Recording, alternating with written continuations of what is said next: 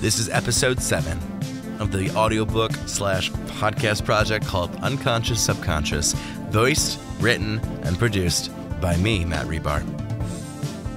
Chapter -26, Darkness Among Light. I did not stop until I was closer to the next rock and far away from the Prince of Metal and Manganese Castle. Finally, with a small last jog step, I landed upon the next rock. Down below was still the interesting contorted land and that looked apocalyptic, although vague from this level. But now I was focused on this current rock. I was standing on the edge of a valley where down below was a small, ransacked town. I looked over to a nearby sign which read, Sexual Selection Valley. I was immediately perturbed by the name, and before I entered the valley, I took a moment to capture my breath. My fifth co-traveler had now died, and I was certain it was impossible to travel in Gignosco and survive. The only reason I survived this time was because of my background as a deadly federal agent, along with my awareness of Clark King's fantasy world and my desire to find Clark, which I knew would be Clark King's true core within the subconscious.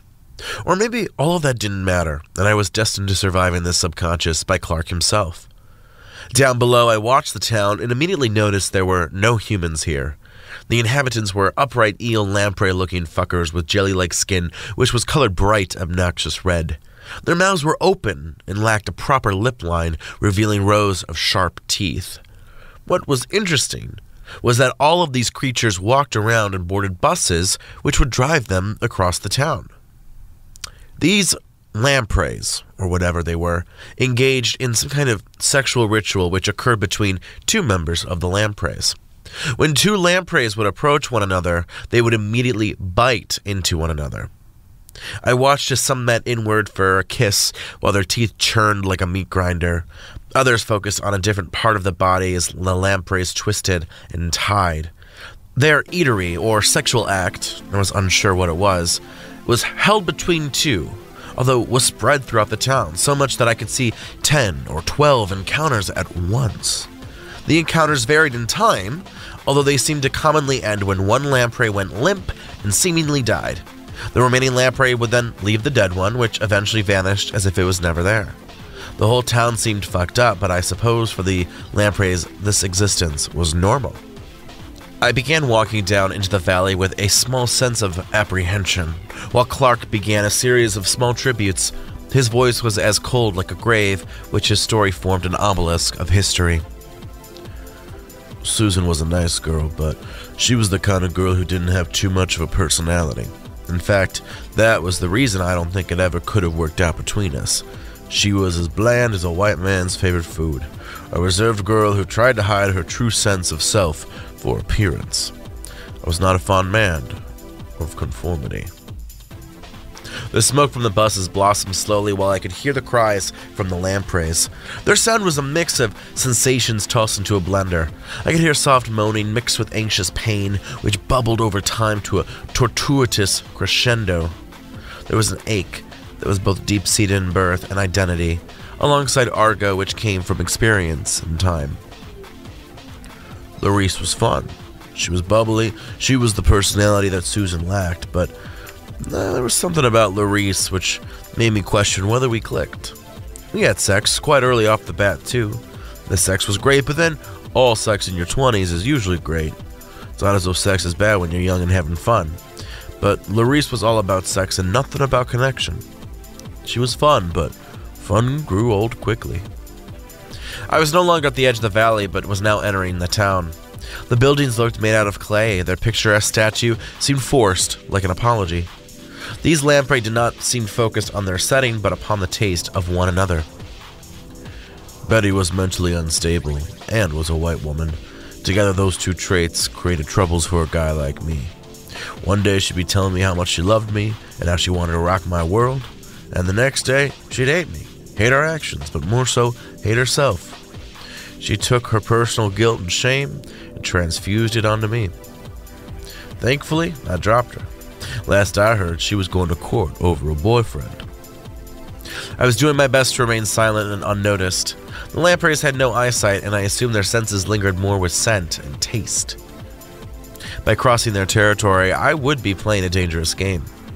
but the investigator in me demanded to make sure I wasn't quickly overlooking the scene on hand. Virginia and I tried fucking to create feelings, but it took a while to realize that no matter how much we clicked our parts, nothing would click between us. Virginia was smart and was going to be a great businesswoman, but she and I were not destined to be together. The buses continued to roll out. All of them were not operated by a lamprey, but moved as though on some magnetic loop. The lampreys continued to devour one another, their teeth grinding in the most perturbing of ways. The imagery was harsh, but easily understood. This was a model of sex and of dating. The lampreys were interested in one another for the sheer personal pleasure. There was nothing collective about them. They operated at a base unit. Simone and I went out for a while, but the earlier attraction bleached out to neutrality. Clearly, we'd both rather be with someone who'd create smiles and not ordinary glances. Was this the reality of dating? Sexual tension cut into the date before any chance of a future? Perhaps we didn't want a future because we would rather be guaranteed the present. Sex was better than no sex. A first date and an only date could still open up a chance for sex as well. These lampreys would both engage in the Russian roulette action. One would survive, only one, although in some cases, neither of them did. What did this survival equate to? Perhaps the survival had to do with romanticism, while the death of these lamprey meant the death of romanticism? Regardless, the town was interesting within itself, although the town reeked of a facade. The town seemed to mimic a fake date anyway. The true purpose was not in the date or town, but was within the sex, the eatery. And what I noticed was that these dead lampreys were reborn. It took time, but they once again joined back up with the sexual rat race of their lives. I did not notice this from a distance, but now, as I moved among them, I became aware of their differences. All the lampreys had a small symbol upon their neck side. While their mouths sucked saliva, their neck was inked with shapes. I saw circles, squares, triangles, and pentagons. I didn't notice what the shapes meant, although a hypothesis formed as I continued to watch them smash themselves into each other. The two lamprey shapes would never line up. A square would bite into a circle, a triangle take over a pentagon. There was never a similar shape between two, at least in the rituals I had noticed. I was in the center of town and had yet to see a similar union begin. Now, what was the statement behind that? I was too enlightened in Gignosco now to not pick up on the significance. If this valley was named sexual selection, perhaps part of the nature of this place was lack of sexual perfection. Instead of finding partners and being happy, these lamprey blindly went around their land. They only saw the impossible events and were blinded to the lamprey of their own heart of desire. Perhaps that was more of how Clark saw the world and less about how he had experienced it, but as I walked, I accidentally stepped on some goo. I didn't know what it was at first, but I realized that it was part of the saliva and body fluid which flew off during a ritual between two lampreys. I wiped most of the goo off of my shoe, although apparently that wasn't enough. I locked eye contact with a nearby lamprey who had gotten off the bus. The lamprey's open mouth seemed to suck in all the air around it and was able to sense me. I had gone undetected to this point, but the goo had given me away. The lamprey no doubt believed me prime for sexual selection. Immediately, I pulled out my gun, although I'm sure the lamprey couldn't see or realize the threat. The lamprey bounced close to me, slithering like a snake who was limited in movement. Without hesitation, I shot the lamprey. The lamprey's essence slammed into me as my body became covered in more goo. Now, all of the nearby lampreys turned to face me. I'd grown desirable in their scent, and all of them were ready to feast.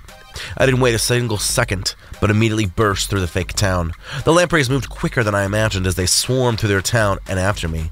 The chase brought even more lampreys on. I tried not focusing the lampreys behind me, but a couple of them got too close for comfort. I shot the ones that got close while running, while a couple lampreys got warning shots. The fallen brethren were subsequently eaten by some of the pack, although the majority of them continued to chase me. I was the golden goose, and they wanted the prime rib I could offer. I used one of the buses as leverage, avoiding the bus and having it knock down a few lampreys for me. I crossed a couple green yards and used a couple homes as leverage. The interior of their homes looked plain, basic, and unpersonalized. It was as though the homes were up for sale and thus needed simple stylizations so they could be later sold. Finally, was at the edge of the valley. I could see the Magnanese castle and knew that was an immediate no. The lands down below and to the far left seemed too removed, and so I'd have to make my way now to one of the two small rocks to the northwest. I had taken too long to make a decision, and a lamprey had bit into the side of my chest. I could feel the teeth sink into my skin and dig into my muscle and body for fluid. I could not tell if this was sex or eatery, but I did not wait around to ask. With 2 quick strikes, 2 bullet slugs entered the lamprey's red flesh, which immediately crumpled to my side. The teeth unhooked themselves from my skin, and I immediately stepped off the valley and into the open void. I was out of the valley, although injured with no idea what was going to happen next. I heard the grinding teeth of the red lamprey. No doubt, with me gone, they turned upon one another. They ignored their akin in an effort to taste flesh, which would bring them a similar result as many times before. My injury did not look frightening, but felt like death. I tried running, but I was barely able to move, so I slowly walked, using the remnants of my t-shirt to hold my injury together. In the distance, I could see the nearest rock. The first thing visible was a shiny neon burger, followed by lights. As I moved closer, I realized the small rock was some kind of fast food joint. Without question, I could see the large line wrap itself around the building as Gignosco once more turned to night. I stepped on the rock after what seemed to be hours of traveling and stepped inside, my injury having bled through my shirt.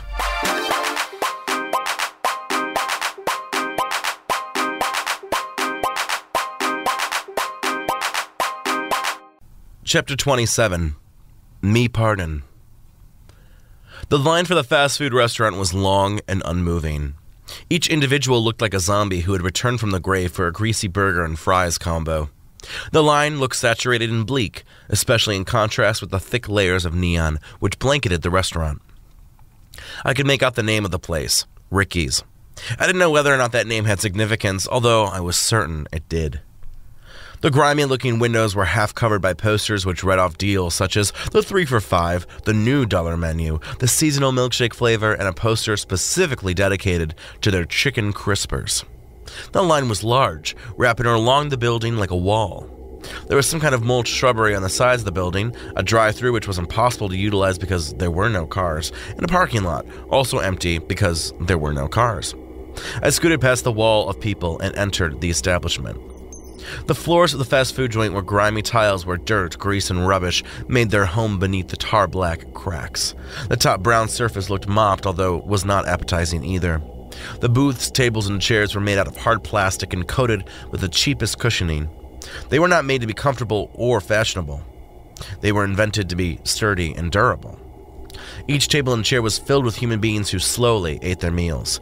Fingers gripped fries which took a minute to eat individually. Burgers hung in the fate of hands which barely moved, while soft drinks sweated out their coldness while going unsipped.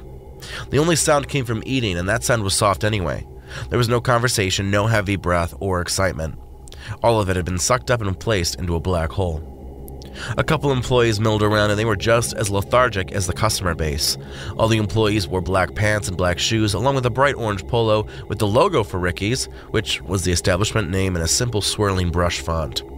One employee was holding a mop and was mopping at a centimeter per second, while another was slowly carrying trays of rubbish, while 2 tables slowly cleared out in slow motion. Another employee was restocking at the fountain drink station, while 2 men refilled their beverages. Even the soda came out of the machine at a slow speed. Perhaps only drops appeared to coat the glass underneath the machine at one time. I went up to the employee at the fountain drink and showed her my wound. "I need help. I was injured," I informed as the girl slowly put down the straws she had been refilling and looked down at my wound. Her face slowly lit up with shock as she then raised her face to my own. The whole affair took like at least a minute, although for me it seemed even longer. I was used to the immediate reaction and response, and this was anything but. "I'm so sorry," the woman spoke, her voice like gravel trudging underneath a snail. "Are you okay?" She wasn't getting shit done for me, so I immediately walked up to the main order counter. The menu was displayed on the wall in slow flickering panels, which demonstrated the vast amount of offerings one could choose. Burgers started off small as meat on a bun and escalated into bacon, cheesy, and loaded options. Fries were made with the best salt available, while milkshakes appeared in all forms of neon possible. There were salads, each looking incredibly unhealthy as they were laden with terrible offerings. There were 4 registers, each man with a slow employee who was inputting orders for an even slower customer. The customer would send out their order like a child trying to pronounce each syllable with heavy phonetics concentration. I'll have the double bacon cheeseburger deluxe with large fries. Would you like a fountain drink? Yes. This only exchange took a minute, and the affair wasn't even done. The shiny rock currency was exchanged, and the order was finalized. I decided to walk around and enter the back of Ricky's. The employees looked shocked, although it took a while for them to register my notice. My body was dried and scabbed up, the injury having ceased. I was feeling better, but I would love a first aid kit. I passed through the fryer and food preparation stations, all filled with employees moving at glacier speed in their obnoxious orange uniforms which reeked of prison gear. I moved past them all and entered what appeared to be a break room. There were 2 tables and chairs and no employees currently on break. The time clock and time cards looked undusted and unused, as if nobody had used the system in a long time. There was no food or drink back here, although there were a couple of posters about cleaning and choking procedures on the greasy white walls. Up on the far wall, there was a first aid kit, and I pulled it down so I could begin patching myself up. I was scared of failure after graduation. I was able to get hired in my hometown outside D.C. in the same technological firm I had worked for 4 years previously. It was a good job, but I wanted to aim higher. I wanted to be a captain of the industry, more so for the government. My father had, and at that time, was still an important government man. The pay was decent, but the benefits would be great. I'd have to work hard to get the government job, and even then harder to achieve and advance. For now, in the postgraduate 1992, I seemed to be doing decent. But I saw and smelt the failure around me. I saw peers who barely graduate high school end up working away in jobs like cashiers at the fast food joint. I saw peers graduate college who'd get an okay job and would grow complacent. I had never been complacent, mainly because of my upbringing. My father raised me to be a fighter. I suppose during those years of 1992, 1993, before I weaseled into a job with the government, there were many fears on my mind. But I was more fearful of failing myself than those around me. At the end of my day, I only had myself. That ending phrase really struck with me as I continued to bandage my right side. The puncture still felt as if the teeth were in them. The pain was an invasion that needed to go, but I suppose patience would have to be utilized. My shirt was ruined, but I supposed I could put it back on if I needed to. The shirt was half covered in blood and bit into. I could get away with it for now. But then again, I thought for a moment before creating a brand new shirt out of thin air. Like bullets, I could imagine things like shirts to reality in Gignosco. My bag was intact, only having survived being torn into by inches. I sat back down in the break room and tried to collect my breath. I wasn't sure what was going on in the rest of Ricky's, although I assumed that whatever was happening was moving at a slow rate. The door opened after a few minutes to reveal a man with slicked black hair and heavily focused and concentrated jungle green eyes. He wore a suit and tie and khakis, a small radio clipped on his side. The man moved normally as he closed the door and sat next to me at the break table. "Welcome," the man said to me. "I'm the manager, Zach." "I'm Sydney. You're the only thing that doesn't move at the speed of a sloth," I muttered. "What's up with that?" "Time moves slow here," Zach explained. "You arrived when it was dark outside, but now it's almost dawn." "Fuck, I've only been here for a few minutes." "No, you've been here longer than that," Zach smiled. "I watched you this whole time from my office. I was curious what you were doing here, especially more so with the injury and the fact that you didn't get slowed." "Get slowed?" "Most people who come here, in fact, 98% of people who come here for, a good fast food night out, but they don't realize they'll be slowed. A trip here will take weeks or months. You might even die before your order gets taken." "Why do people come here?" I asked. "Shouldn't they be aware of the time shift, and then why can't they leave?" "This place draws people in. It's a poisonous siren," Zach explained. "They say that some try and resist and leave, but they're frozen. They shuffle forward, reach the counter, accept their food, and then leave. And once they leave, the spell's off and their life returns. It's ironic that this fast food joint slows you down so much, then it becomes the longest meal you ever had." "How come you and I aren't affected?" "Because we aren't hungry, we don't accept this swine food," Zach chuckled. "I'm not really the manager. I call myself that because it's easier. I'm just a witness, a social pursuer. I've only been here a couple weeks. I'll soon head out and find another social phenomenon to study." So, because I came here for help on my injury, and because you came here to study people, we aren't affected. Absolutely. If you came here out of hunger, you would turn slow. What if I turn hungry right now? You wouldn't be affected because that would be your secondary mission. This place only affects your primary reasoning. Have you met people who have come here and don't get affected? Just a few. Well, they've all left soon enough, let me tell you. They don't want to get caught up into this mess. And what about the employees? They're the worst of them all, Zach sighed.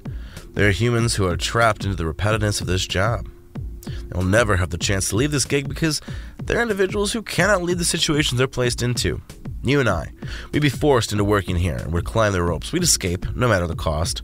But these employees are the kind of people that will forever be comfortable in this hellish condition. And that's more scary than this location. So what do? I asked.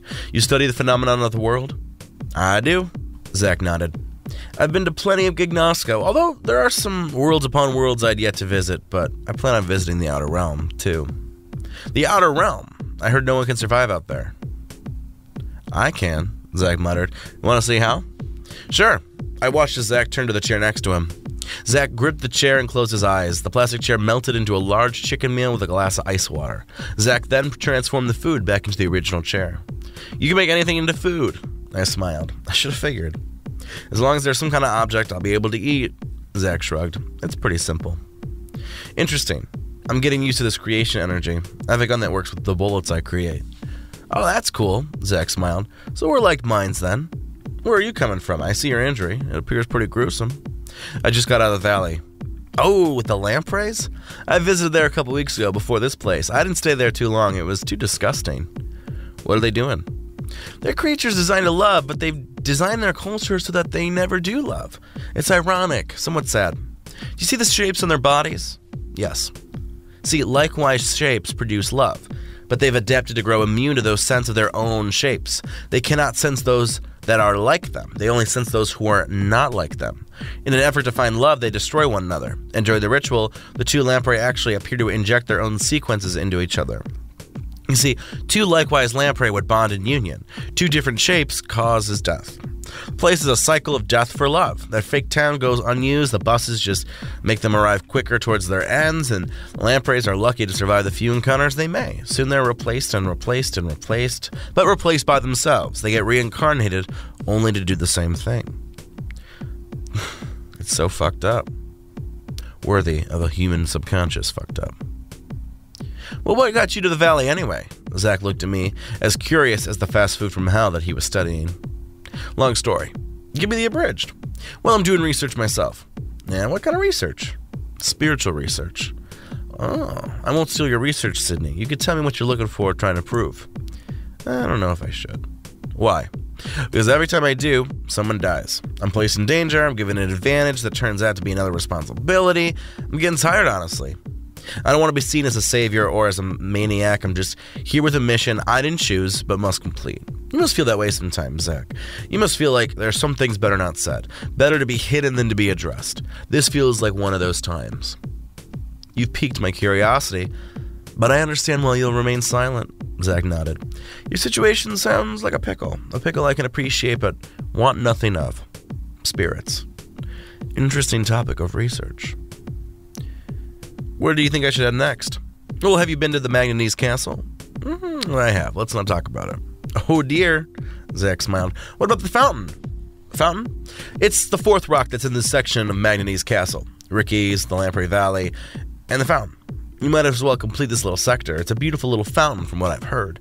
I've never seen it yet because it's uninhabited. I'm only interested in human beings and species like the lampreys. More so humans, though. Thanks for your help, I smiled. But I think I should get going. I'm quite hungry for my next stop. Understandable. Zach and I shook hands after I had sat up. We walked through the fryers and grills as the employees slowly recognized us.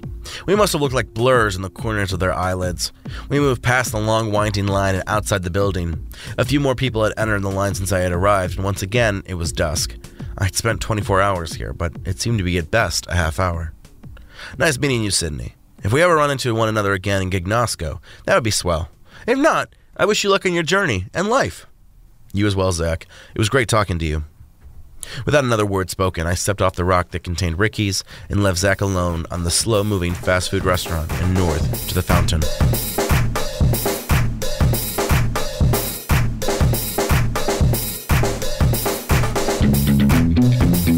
Chapter -28, Echelon of Beauty. The fourth rock past the post-apocalypse land below contained a water fountain. I stepped on the outer layer of the rock and walked down one of the pathways that led inside to the main fountain. 4 large orange slice-looking shields cover the fountain area and connected at the top. Only a small amount of the purple nebula shone down, while the brass coverings otherwise formed the background. The rock was dark gold, matching the brass walls very well. The same brass was what constituted the fountain, whose perimeter featured a brass covering and floor which held in the water's contents. In the middle of the fountain was a large brass pole which was reminiscent of a needle. Upon the needle was a globe of Earth. I could recognize it, although I didn't think many Gignosco civilians could. But there were the countries I was familiar with, no doubt, in their predictable time zones, lengthy transitions, and gravity. The countries were etched into the brass ball, while the top of the fountain squirted water down below it. The water covered the globe in an internal rain which dripped down towards the basin of the fountain. With all the confusion of finding the right woman, all that emotion was soon cleared with the arrival of Yvette. She was the one for which I could connect with. She was far from the vermin and unmatched tries. I knew from an early time frame that it was Yvette who I wanted to spend my time with. Her skin was like melted caramel spliced with honey, while her hair was a beautiful bounty. She had those cucumber melon eyes which toted feelings of nostalgia and primality. Yvette was going to be a businesswoman, even with the prejudice she might endure for the job. Yvette loved her career, and so did I, but we managed to love each other. I was going to be a man who needed love. Better yet, I was a human who wanted love. Some go their whole lives being satisfied with minimal love, but I wanted all the love I could. Perhaps losing my mother had forced me to realize how important other humans are. I wanted to tinker with machines all day. That was my wheelhouse, but more importantly, I wanted to be with Yvette. There was a small plaque on the fountain which read, Fountain of Yvette. No doubt this location was specifically dedicated to his wife. I didn't know the timeline. Was Yvette after college? Clearly Clark had gone on to work for the government. The 6 girls who Clark painted with words in the valley, when did they come into play? The timeline for the first time in my journey had become a little vague, but I suppose Clark was no longer a child who went in one direction. Life was beginning to adultify, and many veins seemed to be running in sync. No doubt the dating complications and the feeling of failure had occurred at the same time. Indeed, the Fountain of Yvette came after the stories within the Sexual Selection Valley. I wondered if I had been driven into the most accurate order so to understand Clark King. Right now, Clark was probably about 24 or so. I was probably halfway through the inner realm, which appeared to be the major truths and situations which shaped Clark. Before I could muse anymore, I heard a small thump from behind me. I turned around to find some kind of cartoon-like dragon. He looked realistic, although he was made to be goofy. His stomach and underbelly was scaled, yet in a demure tan white, while the rest of his scales were light green. His eyes were large and warm, while his snout and jaw appeared only able to nibble at meat and not actually tear into a human being. The dragon's wings were small and appeared actually unable to carry its own body into the air. Its talons also appeared dulled, while its large tail moved like a dog wagging for a snack. "Why, hello there!" the dragon chuckled. His voice was light and fluffy and slightly feminine. "Welcome to the fountain." "Who are you?" "Oh, I'm Drackle," the dragon smiled. "I'm the caretaker of this fountain. I make sure it looks good and that nobody messes with it." "Have people messed with it?" I asked as Drackle nodded. "Of course they have. People love the tear-down beauty." "Who are you?" "I'm a mere traveler named Sydney." "Oh, I love that word. Not as much as I love the word Yvette, but pretty close. Sydney, Sydney, Sydney, Sydney. Oh, it's a beautiful name." "Thank you," I nodded. "What do you know about Yvette?" "Well, I know she is the woman of Clark's dreams." "You're familiar with Clark?" "Oh, yes. He's the one who created Gignosco and this fountain. I have him to thank for my fountain, don't I?" "You do," I shrugged. "So you've been here since the fountain was created?" "Since the beginning and end of time," Draco cheered. "This is my job and I love it so." "You said Yvette is the woman of Clark's dreams. Is Yvette like Clark or is she a regular human? She is neither like Clark or is she just a human, Drekel argued. She lives there.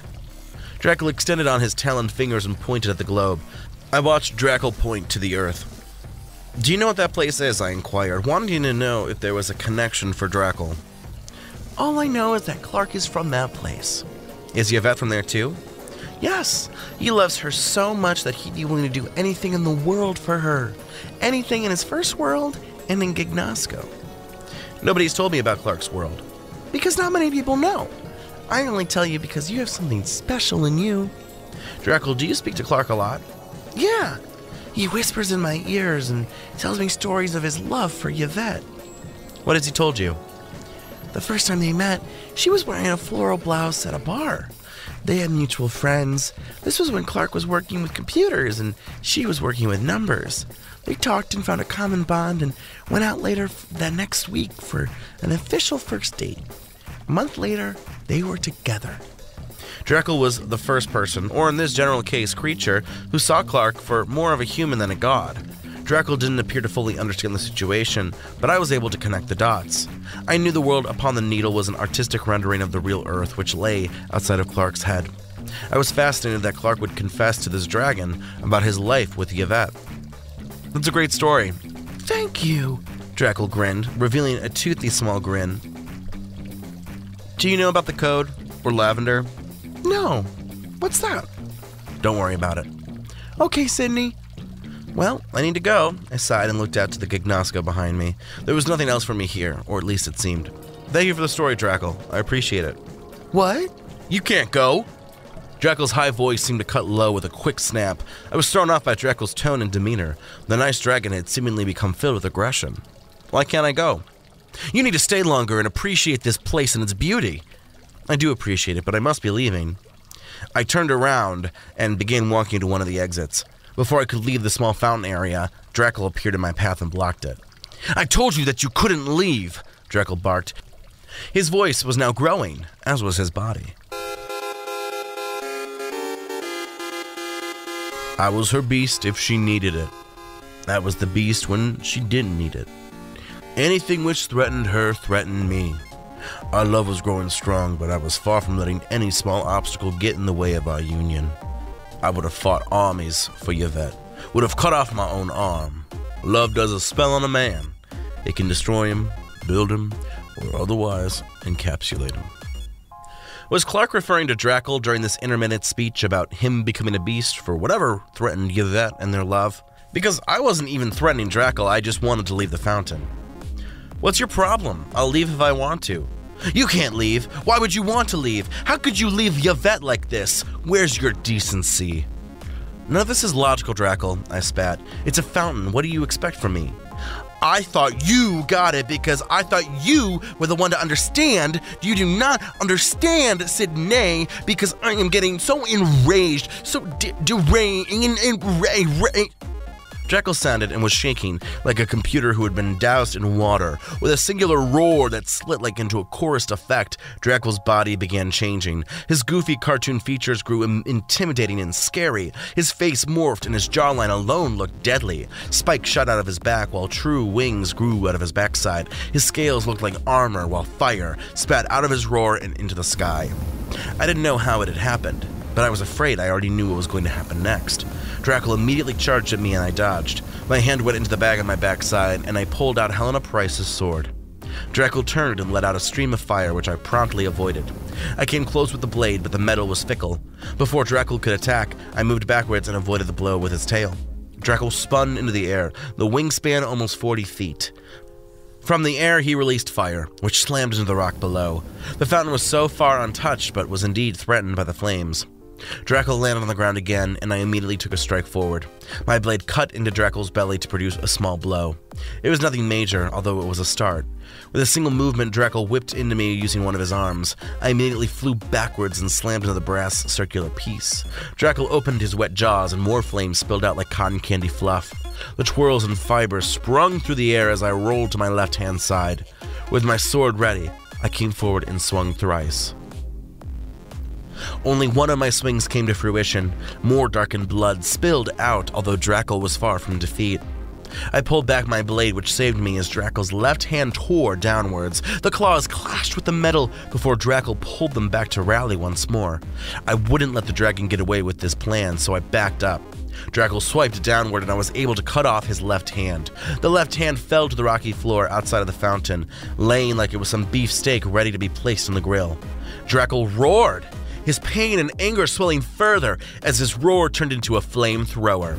I dodged most of it, although some of the small flickers of fire singed my right arm. I could feel the tickling burn and was thankful it was a first degree, potentially second degree, and nothing too serious. Since his transformation, Drackle had not spoken a lick of English or any language outside of his roars. I was not sure if this was because he was unable to or simply because he couldn't. The fight continued as I wondered if Drackle's speech and reason had been substituted for power. Was I still seen as Sydney, or was I just an enemy in the eyes of the morphing dragon? I used the fountain to cut across space, which caused Drackle to roar and spit out more flames. I was currently winning, but I wondered if there was a way to speed up my win. Drackle chased after me, his flight coming in handy as he tried to rise above me.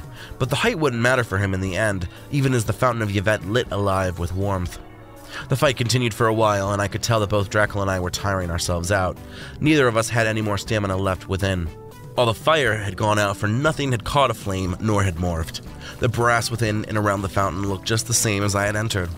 I was worried that Drackle was going to destroy the fountain, but it seemed that the fire in Drackle's energy was only harmful to those who threatened him, the fountain and their love. Once again, I stepped forward with my blade and swung. This time the raging skill carved deep within the dragon's underbelly. The blade within the stomach was like a knife gutting a melon. I pulled the blade backward, causing a few of Drackle's innards to spill out. I hadn't been trying to disembowel the dragon, although I supposedly ultimately valued my life more than Drackle. Drackle tumbled to the floor of the fountain. I put away the blade and looked around the fountain for one last time.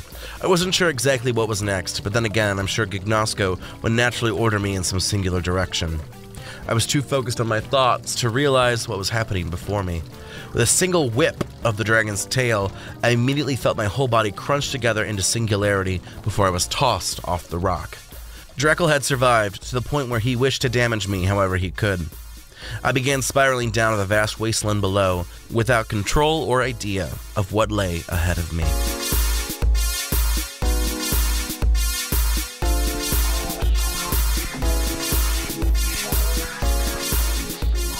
Chapter -29, Existence 3. I landed with a thud on the ground of the biome far beneath the Fountain of Yvette and stayed still for a couple of minutes. I could sense the forestry around me, the haze having slightly covered the sides of this slab of land. Upward, like 4 dark moons, were the rocks which contained my last 4 stops. Magony's Castle, Sexual Selection Valley, Ricky's, and the Fountain of Yvette were nothing more than underbelly rock slab, with the purple blotchy sky slowly lighting around me, overcast. I sat up and got a further look at the land around me. I was in a field completely untouched by humanity, but I could see civilization down the field, down a large series of hills with large forestry. The civilization in the distance didn't look right, and as my eyes looked forward, I could see the plant life had claimed the city. The city spread out down below looked as though it hadn't been inhabited for decades. The plant life which flourished over the city was not an overnight affair. "What is this place?" I whispered as I began to walk forward. "The Fallout." Richard Clark had answered for me instead of providing a convenient wooden sign. I began walking down in silence until Clark continued. "The workplace would become the new school, except there was a lot more hidden effects. School had been filled with the savages who were easy to spot upon the simple terrain. But here, the terrain itself was filled with obstacles alongside the smart creatures which preyed. Co-workers are usually looking for a way to forego work, but look like they are succeeding. Some take their position as territory and do not wish to give it up, while others seek higher ground, lofty rights, and power. There were some co-workers who you'd consider friends and others who were colleague rivals. Some managed to flicker between both sides in a confusing array. I guess things were inherently like that for the computer scientists working for the government. We were the best of the best. We had to be in order to be in this business. In 1993 and in the end of the 20th century, computers were not common, and not anyone could be an expert. I had spent years developing codes and doing computer research. I could build a raw computer if I had to as well, even though my computer job with the government was more tech support. The truth is that I worked in hacking. I was a hacker for the government. That's what I ended up doing. The hackers besides me were the people who would prey on the weak when the opportunity arose. That's the business of hacking. You look for a way in, and once you find that weakness, you just tear into it. You gnaw and pull until that weakness becomes the existence of your prey. We just destroyed for a living, didn't we? I was now on the cusp of suburbia, houses built in fashion akin to 1950s post-World War II Americana. Pastels were faded, postage stamp yards became small jungles. There didn't seem to be any animals or life so far besides the plants. I couldn't taste anything in the air either, but figured something had driven life out of this town. I finally connected what this place reminded me of. I recollected the images of Chernobyl in my head. So was the fallout based on nuclear fallout? All of this imagery came from a dog-eat-dog culture at work. I didn't enter any of the houses, but I assumed that they were all decorated in a mimic of the lampreys' unused homes. The streets were surprisingly decent, while the downtown district looked dark and unholy. Yet, as if drawn in that direction, I continued heading inward. If this town was occupied, I'd be heading to more populated segments, although in reality the population was not going to grow in this space. Work wasn't as bad as perhaps I make it sound. I remember my colleague Jerry, who implied that I wasn't good as he was. It was bullshit. I was among the best. My boss would always say so, but being pivoted against one another meant that we had to fight. Jerry ended up doing well for himself, although while I became one of the government's best hackers, he ended up going off to teach at university. Some people can't last too long in this business. As much as Jerry was good, he was unable to get past the fact that sometimes we had to do fucked up things. We would spy on individuals, break into people's material, and begin security codes to protect America. Codes to fight on behalf of America. We were the security breakers, the security makers, and the behind-the-scenes soldiers of early-age computer warfare. We did not send bullets, but we sent data bombs and missiles of viruses. I was one of the few soldiers left from my time period coming into 2016, before the incident that was. By incident, I assumed he meant how he had received a coma. Considering it was 8 months prior to September, I assumed January 2016 was when Clark King had slipped into the unconscious state he was currently in. This conversation had so far been the longest monologue Clark had shared with me. Granted, this current little world had been the most intricate I'd come across. Granted, certain biomes were longer and larger, like the Awakening Jungle and the Feral Mountains, but those biomes weren't as complex, and were the same patterns repeated throughout their lands. The fallout here had turned a city into a contemporary forest. As I got closer, I realized I could see a thin smoke trail, which indicated there was a nearby camp. I was curious to who or whom might be behind the fire. I would need to be careful, but I was all the same curious. A couple of buildings in the downtown district had fallen over, and so I climbed the puzzling rubble in an effort to continue towards the campfire. A while later, I was through all the shit and was on top of one of the small skyscrapers. Down below in the middle of the street, I could see a singular old man. He indeed had a campfire and a shelter as well. Plenty of supplies were within his enclosed space. 2 fallen skyscrapers formed back walls while the old man had set up small blockades to wall in his territory. I decided that the man didn't look dangerous, so I wanted to approach. After descaling some of the downtown infrastructures, I arrived at the edge of the old man's place and called forth. "Hello, sir?" I cried out. The old man was sitting at the fire and immediately made eye contact with me. It's been a little since I met another around here," the old man smiled. "Come join me by the fire." "I'm Sydney," I muttered to the old man. "I'm Jalea." Jalea had long white hair which flowed down his backside and was capped with a cowboy hat, which didn't make Jalea as country as one would expect. Jalea wore comfortable-looking sweatpants and a sweatshirt, no doubt choosing comfort over fashion during his lone stay. He appeared happy, and I wondered if senility had duped over his personality. But Jalea seemed otherwise clean and healthy, considering he was living out in the open, abandoned downtown area.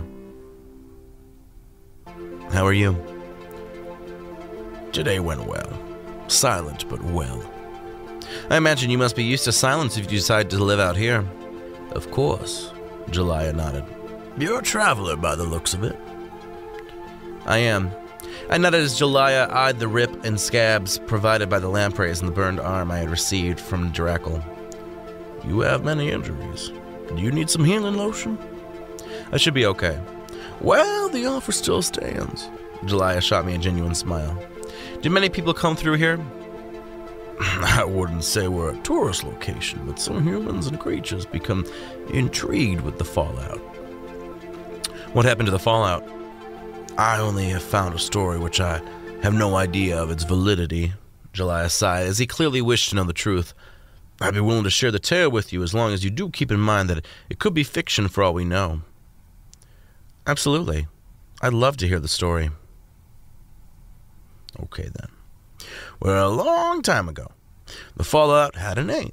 The kind of name you'd actually name a city after. But since the incident, this land has only and will forever be known as the Fallout. Back then, the city was bustling. It was filled with happy adults and kids who worked, went to school, socialized, and actually lived. Social ills were almost extinct. Happiness was beyond the norm, but was almost an expectation. People lived long, happy lives here. Some people were born here and never left. The city was great in many ways, especially in pushing the boundaries, trying something new in the overall advancement of the human race and of the world. So in part of that advancement, nuclear technology was crafted, created, and tested, but nuclear energy was new, and nobody knew how volatile it would be.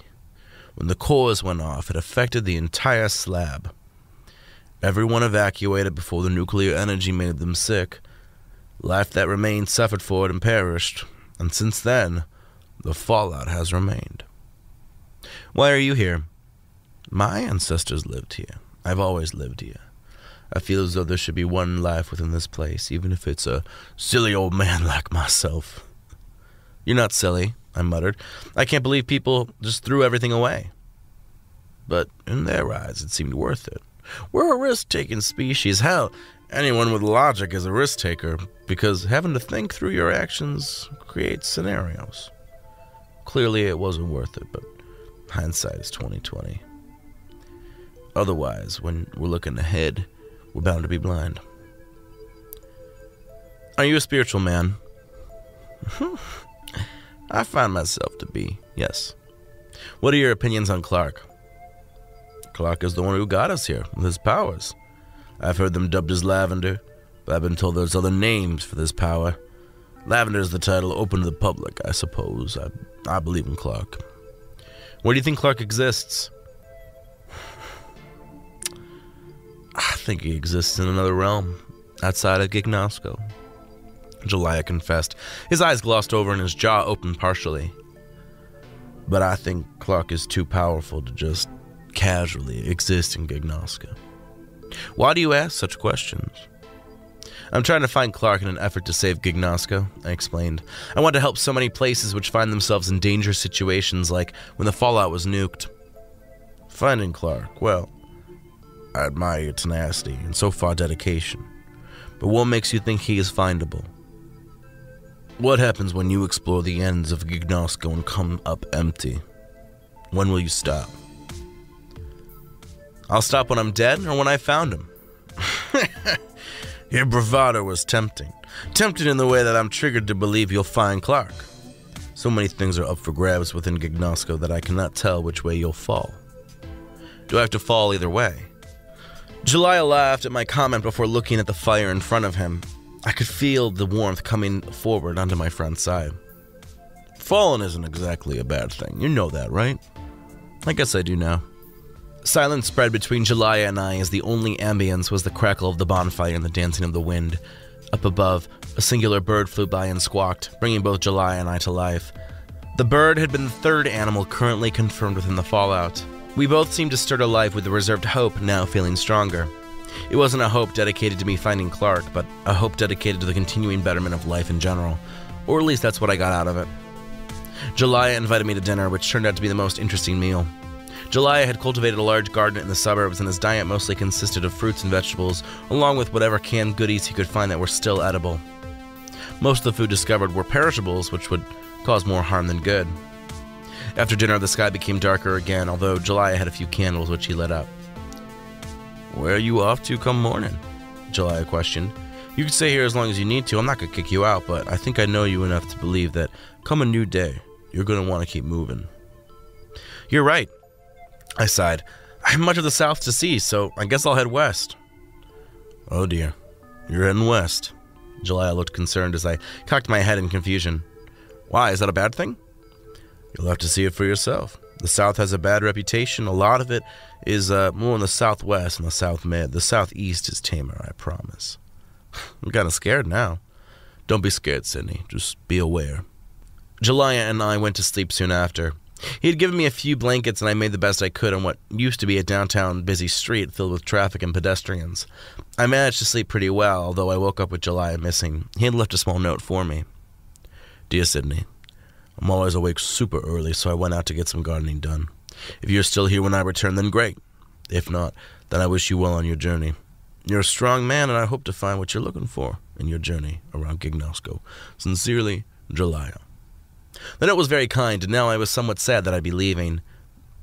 I quickly left the downtown area and returned to the suburbs. I followed them west until I was on the edge of the rock.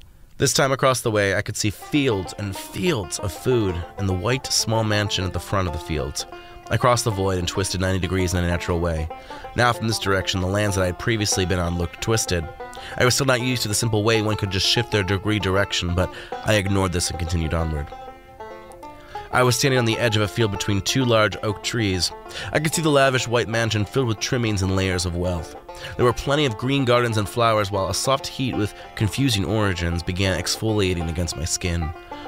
Birds whistled show tunes like something old out of a Disney movie, while carts and carriages were filled with crop. The fields were currently toiling with workers, although something seemed off about them. I wasn't sure what it was, but I didn't have time to dwell on it any further as I was spotted. Well, well, well. What do we have here? A Southern American dipped voice cried out. I turned around and stared right into the face of a woman with bright orange-yellow curly wavy hair and blue eyes. She wore a button-up with a suit and a thin black tie. Her sharp jawline went well with her high-knee boots and her polyester pants which hugged her body. Behind her, dressed in nothing but rags, was a black man and a black woman. The two lackeys looked scared, both shaking in fright. I couldn't tell whether that was because of me or because of the ginger woman in front of them. I'm sorry, I apologized. I was traveling, and I wasn't sure where I was at. I guess it's all right then, the ginger woman chuckled, extending out a soft porcelain hand from underneath her baby blue suit coat.